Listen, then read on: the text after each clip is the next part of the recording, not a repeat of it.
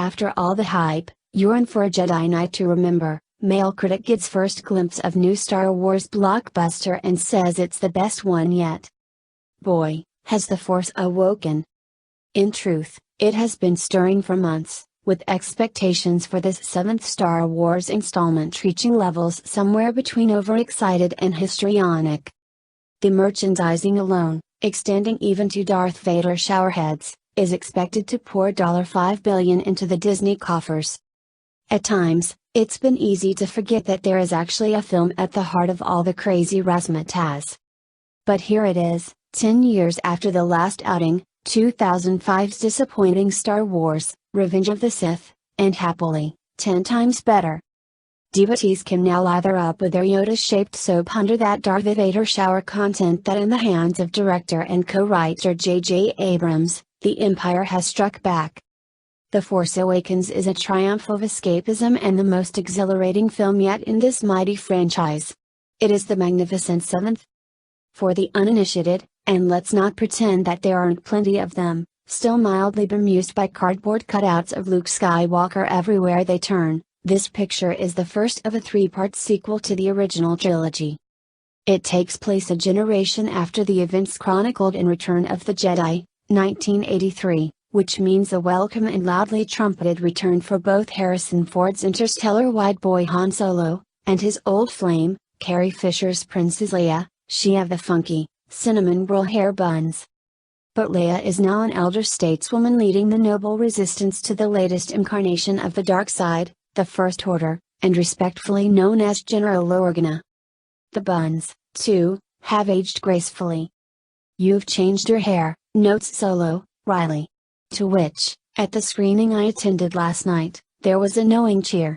The film is full of sly in jokes. The surprise, and this is not a spoiler, is that Ford's Solo and his old Micro Chewbacca get so much screen time, and that they're in full action hero mode. Abrams is a fine action director. There are some almost balletic airborne battle scenes, evocative of all the best Second World War films.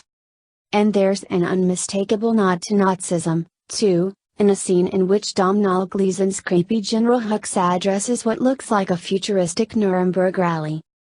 Among all these youngsters, Solo, like his old ship, the Millennium Falcon, looks a bit ragged round the edges.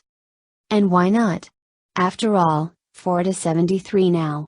But the old boy can still cut it in all that space-age rough and tumble. Getting rather less screen time is Mark Hamill as a now grizzled Luke Skywalker, the last remaining Jedi Knight, but nevertheless his character looms large. He is the last hope for the Resistance, but also the last obstacle confronting the First Order in its bid to take over the galaxy. Consequently, everyone is looking for him. The clue to his location lies within a little Michelin man of a droid called BB-8, effectively the successor to the celebrated R2-D2.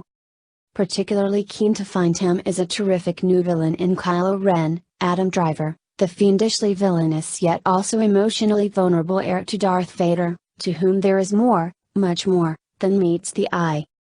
Then and now, original stars Carrie Fisher, Mark Hamill and Harrison Ford in the first movie in 1977, left, and at the premiere of The Force Awakens, right, nearly 40 years later.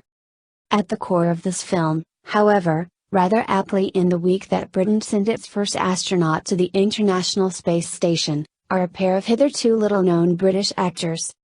John Boyega is splendid as repentant former stormtrooper Finn, but the real star of the show, a show which makes rather a point of championing women's strength over men, is Keira Knightley lookalike Daisy Ridley. Resourceful and sexy, like the principal boy in a pantomime, she plays the heroic Rey, a scavenger from the arid planet Jakku. And despite all the excellent battle sequences, one of the most tense confrontations is a psychological showdown between her and Ren.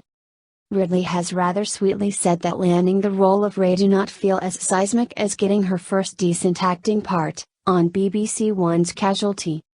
Nonetheless, her spirited performance here, which includes a lightsaber fight in a forest that is the